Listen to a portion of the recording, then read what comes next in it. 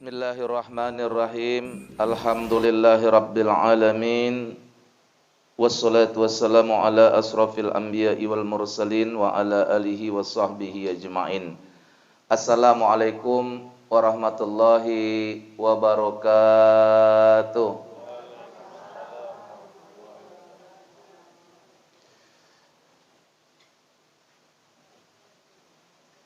Alhamdulillah, pada siang hari ini kita kembali bertemu untuk melanjutkan taklim kita yang lalu, tepatnya sebulan yang lalu.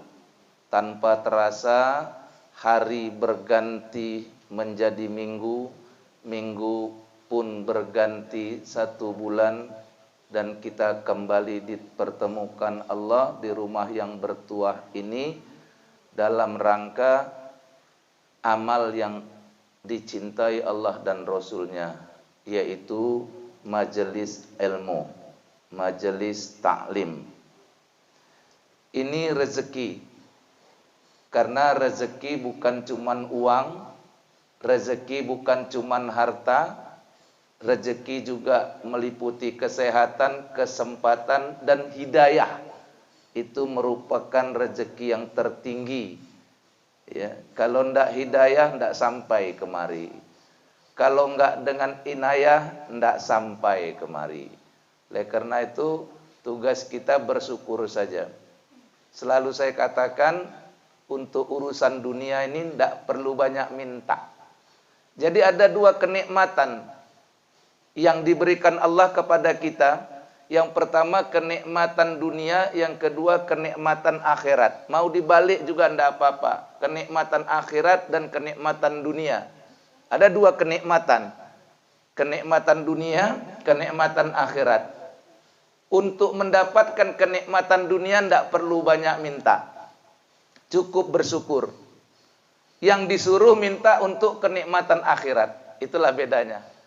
Meraih kenikmatan dunia tidak perlu banyak minta. Meraih kenikmatan akhiratlah yang perlu banyak minta. Untuk meraih kenikmatan dunia cukup bersyukur kepada Allah, sebagaimana kata Allah, la in syakartum la azidannakum wa la in kafartum inna azabi lasadid. Jika engkau bersyukur atas nikmatku, maka aku tambah nikmatku, kata Allah. Tapi kalau kau kufur terhadap nikmatku, maka ingatlah azabku amat pedih. Jadi untuk urusan dunia, harta, pangkat, jabatan, itu tidak perlu minta. Ya Allah tambahi hartaku, tidak perlu. Syukuri saja apa yang diberikan Allah, pasti Allah tambah. Itu janji Allah. Yang kita minta mati-matian, itu urusan akhirat. Ya Allah tambahkan imanku, matikan aku dalam keadaan husnul khotimah. Ya Allah ampunkan segala dosaku untuk akhirat. Ya Allah berikanlah istiqomah. Tadi ayatnya dibaca, surat Ali Imran ayat 102, ya ayyuhalladzina amanu taqullaha haqqa tuqatih wa la tamutunna illa wa antum muslimun. Wahai orang-orang yang beriman, bertakwalah kamu kepada Allah dengan sebenar-benar takwa, dan jangan mati dalam keadaan di luar Islam.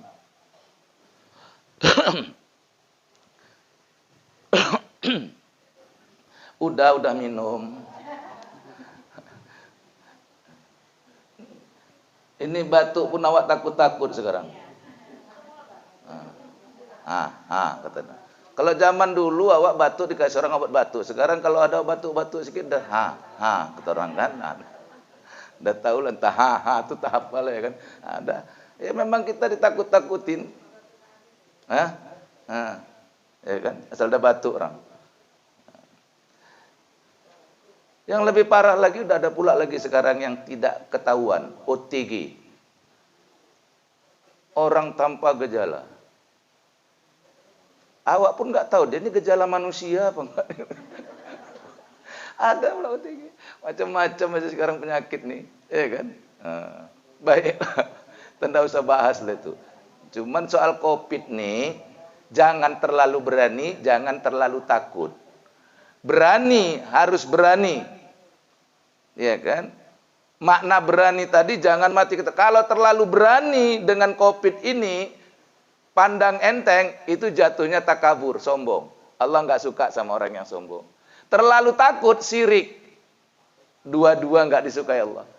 Jadi terlalu itu nggak boleh. Terlalu itu nggak boleh. Terlalu takut dengan COVID ini syirik. Kalau mati masuk neraka.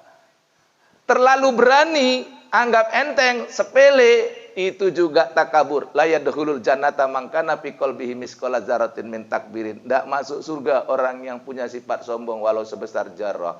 Masya Allah. Sebesar jarrah kita sombong nggak masuk surga. Kita sombong kita lebih berat daripada badan kita. Nggak ngejek yang gemuk-gemuk ya, jangan tersinggung. Ini Ustadz ini kalau ceramah sekarang memilih redaksi bahasa itu, ya, itu harus pintar-pintar loh. Karena sekarang jamaah itu sensitif sekali. Sikit aja salah ustadznya. Padahal kayak tadi lah kan, aku bilang yang berat badannya, terus yang gemuk-gemuk kayak Tati itu tersinggung loh. Padahal nggak ada sedikit pun ke sana. Ini yang susahnya sekarang ini.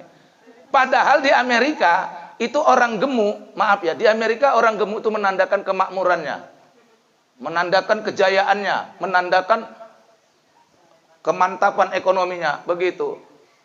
Nah, ini kan lebih banyak perempuan daripada laki-laki. Apa kata orang? Kenapa sekarang perempuan lebih banyak ngaji daripada laki-laki? Terus jawaban orang, karena perempuan lebih banyak jumlahnya daripada laki-laki. Itu keliru. Itu ternyata hoax yang mengatakan bahwa jumlah perempuan lebih banyak daripada laki-laki, itu hoax, Pak. Dan banyak ustadz sudah kena ke sini. Ustadz ini pun kadang-kadang suka ikut-ikutan juga terhadap data. Jumlah perempuan, saya sempat bingung. Sehingga katanya, makanya boleh laki-laki berpoligami, itu karena jumlah perempuan lebih banyak daripada laki-laki. Itu keliru. Setelah kita buka datanya, ternyata penduduk dunia itu jumlah laki-laki lebih banyak daripada perempuan. Statistik dunia mengatakan, dari 110 laki-laki, 100 cuman perempuan.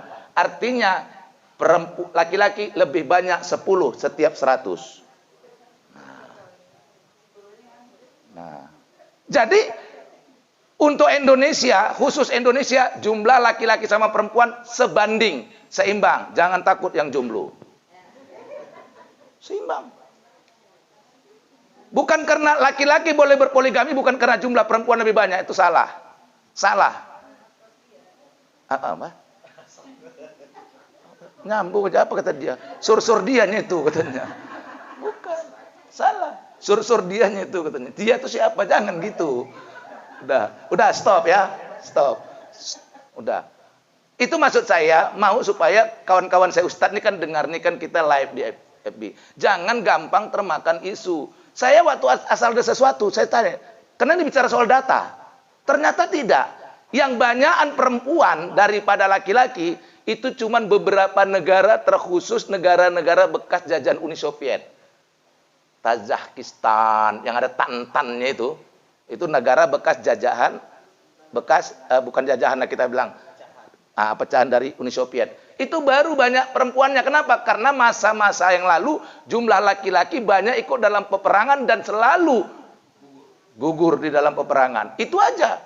Tapi secara jumlah mortalitas dan natalitasnya, kelahirannya sama. Jadi bilang laki kalian kalau mau kawin lagi nggak usah beralasan itu, bilang. Dah, itu laki kalian lah, ya kan? Dah. Tapi yang paling palak kan kadang-kadang ditanya juga, Ustadz kenapa laki-laki boleh berpoligami, perempuan tidak boleh berpoliandri? Nah, kan itu masalahnya. Kalau laki-laki bisa, kenapa kami nggak bisa? Bisa, cuman masalahnya kasihan anaknya. Nggak tahu nasabnya. Kalau satu laki-laki punya 4 istri, 4-4-nya hamil, tetap tahu. Ini bapaknya si Fahri. Nanti ada nama Fahri. Nah, ini bapaknya. 4 istrinya. Ada Siti, ada Aisyah, ada Fatimah, ada Susi.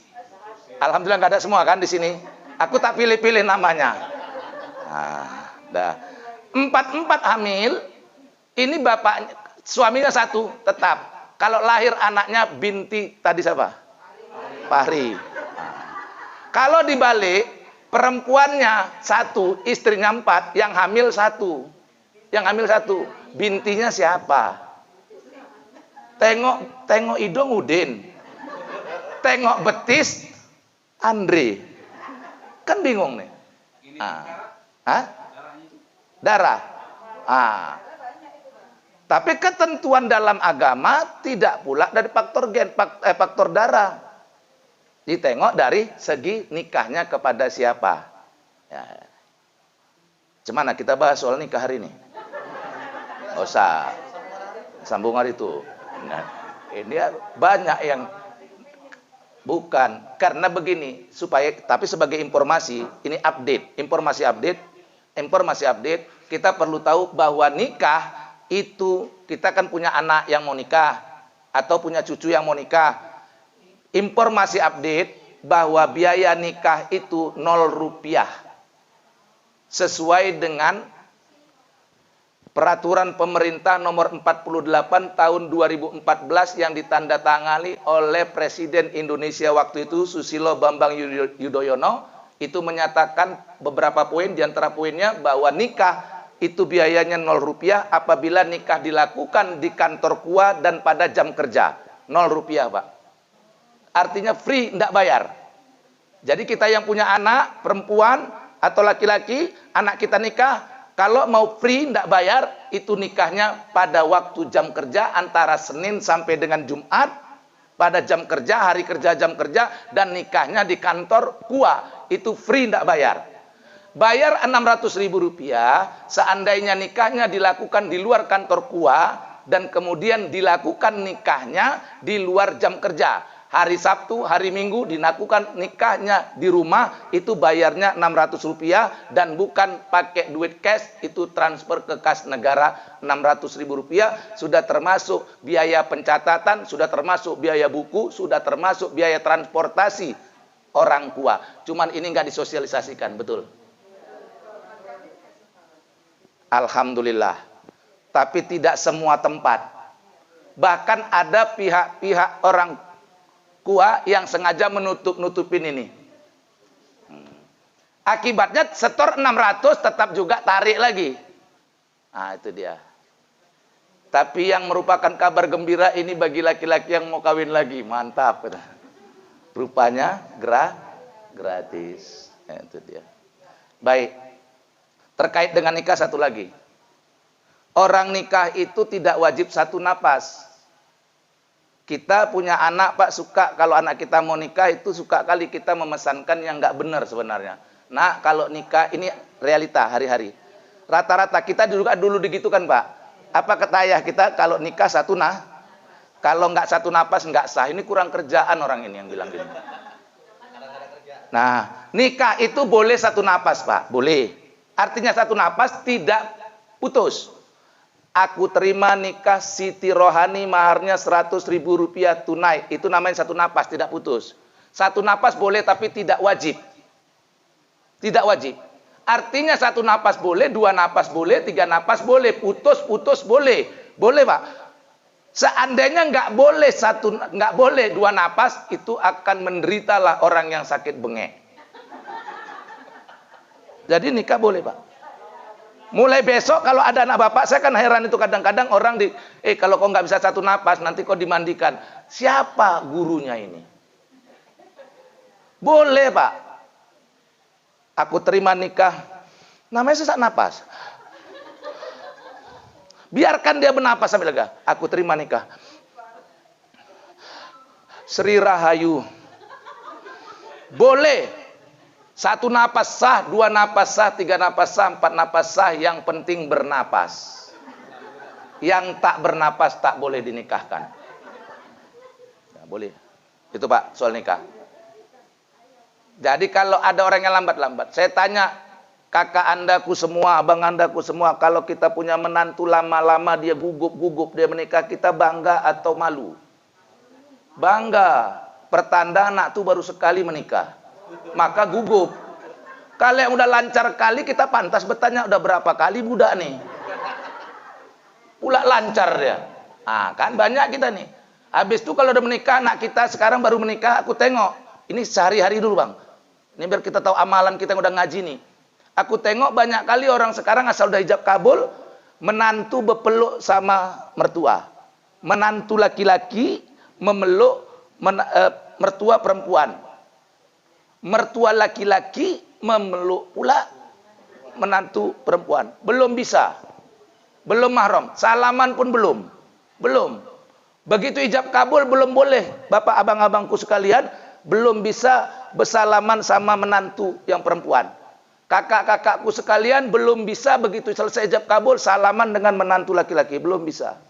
Kapan bisanya? Besok. Hari itu belum. Ini kaji syariatnya. Kenapa hari itu belum bisa? Karena pernikahannya sudah sah, tapi kalian belum jadi mahram bagi si menantu. Kenapa? Karena syarat nikahnya sah, tapi belum kawin dia. Syaratnya sah satu pernikahan itu disebut sempurna. Satu pernikahan itu apabila telah bersetubuh. Makanya besok tanya sama anak kalian yang perempuan. Udah bang, kak, udah kak, udah baru boleh salaman sama menantu laki-laki. Kita pun tanya sama anak yang laki-laki, bang, udah terima lah bang, udah ya, udah apa? Nggak perlu dijelaskan lagi itu. Cuman yang jadi masalah di sini. Nah, ini yang jadi pertanyaan berikutnya.